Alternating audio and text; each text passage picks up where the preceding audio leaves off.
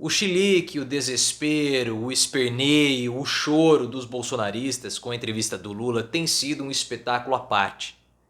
Vocês querem saber se o Lula ganhou ou perdeu com a entrevista do Jornal Nacional? Basta ver os perfis bolsonaristas. Todos eles esperneando, reclamando da entrevista, tentando fazer sabe-se lá o quê.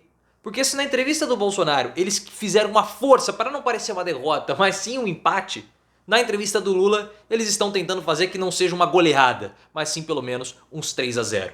Você viu o esperneio bolsonarista? O que você achou da entrevista do Lula? Você gostou? Você achou que ele foi bem, que ele foi mal? Quero saber a sua opinião, a sua percepção. Se inscreva no canal, claro, e também seja membro. Basta clicar nesse botão azul, é apenas R$ 1,99 por mês, é muito barato.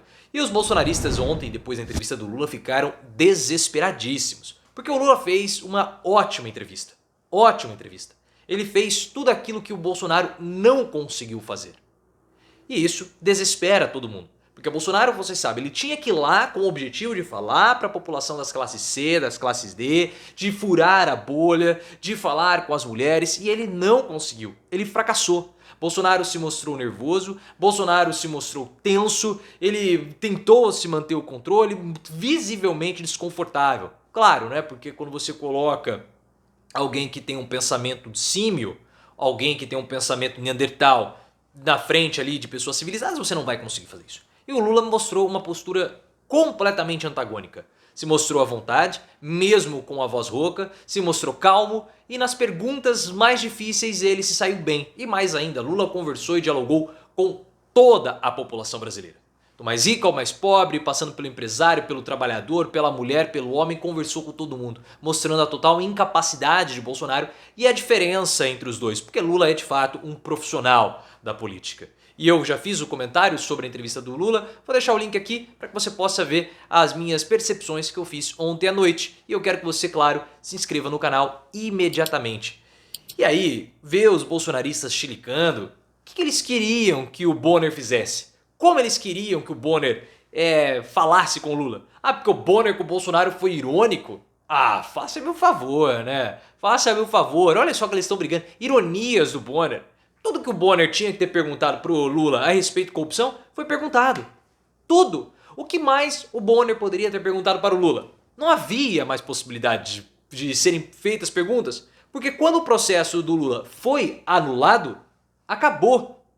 Acabou. Ah, ele não foi inocentado, coisa do tipo, tal, voltou para a primeira instância, acabou. Tudo aquilo que aconteceu na Lava Jato acabou. E se fosse entrar em mais detalhes, ficaria muito claro que o Deltan Dallagnol e o Sérgio Moro, eles feriram o artigo 254, 264 do Código de Processo Penal, que eles fizeram um conluio.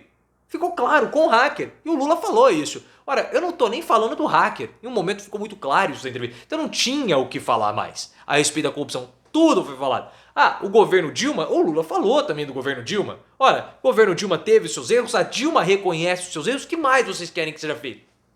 Tá aqui. E ela falou assim, olha, não precisa falar de mim, não precisa me defender, mas eu vou defendê-lo. Ele falou. Então assim, os bolsonaristas estão com o choro de perdedor. Porque eles sentiram que eles foram derrotados, eles sentiram que não tem como segurar e eles vão perder. E o que deixa os bolsonaristas com mais raiva, pessoal, é a posição do Lula. E eu acredito que esse seja o ponto que... Por isso que eles não gostam tanto do Lula. O que mais faz os bolsonaristas, principalmente essa classe média brasileira, que gosta do Bolsonaro, que gosta lá do Mamãe Falei, que é muito sintomático isso, é o cuidado que o Lula tem com a população mais pobre. Isso eles detestam no Lula. Porque tem uma parcela da classe média, e o Mamãe Falei é um exemplo nítido disso, que eles acham que a população mais pobre precisa se sujeitar a eles. Precisa servi-los, como se fosse uma semi-escravatura.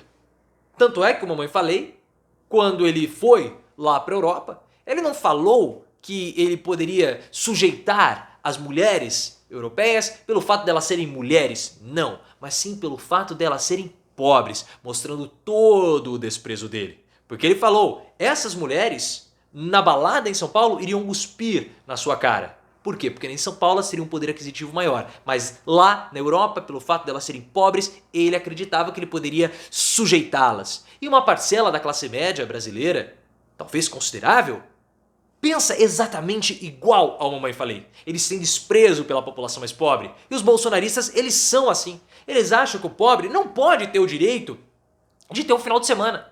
Eles acham que o pobre não pode ter o direito de ter um lazer, de ter uma vida boa.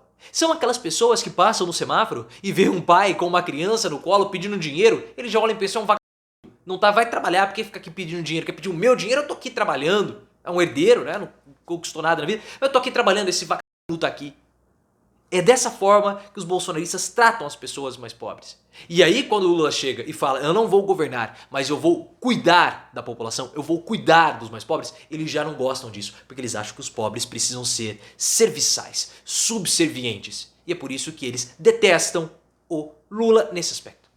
Então já mostra um distanciamento da população que sente esse desprezo por parte dos bolsonaristas com eles, e uma atração para o Lula. Porque, pessoal, política e na hora do voto, a identificação com um grupo é muito importante. Muito importante. Porque política, na hora que você vai votar, escolher o seu candidato, você está fazendo, é como se fosse um processo de compra, de seleção, de consumo. E eu só vou consumir um produto se eu me sentir identificado não somente com aquele produto, mas com tudo que o cerca, com tudo que envolve. Os símbolos, o país de origem, o preço e as pessoas que usam aquele produto, ou seja, o grupo.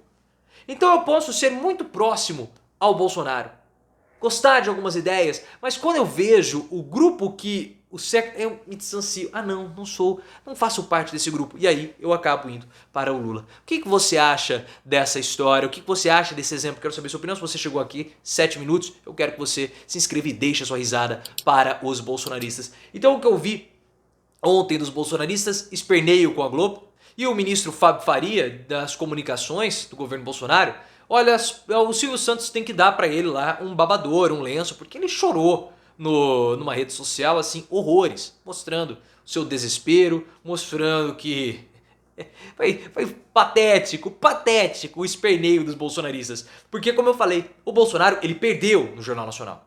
E no máximo, com muita, mas muita boa vontade, poderíamos falar que era um empate. Mas eu não tenho boa vontade com o Bolsonaro. E vocês esperam de mim uma análise não imparcial, porque não tem como ser imparcial, mas uma análise racional. E eu não vou, de modo algum, ter a minha racionalidade, colocar à prova e falar que o Bolsonaro empatou. Porque ele foi derrotado, ele tinha um objetivo e não atingiu.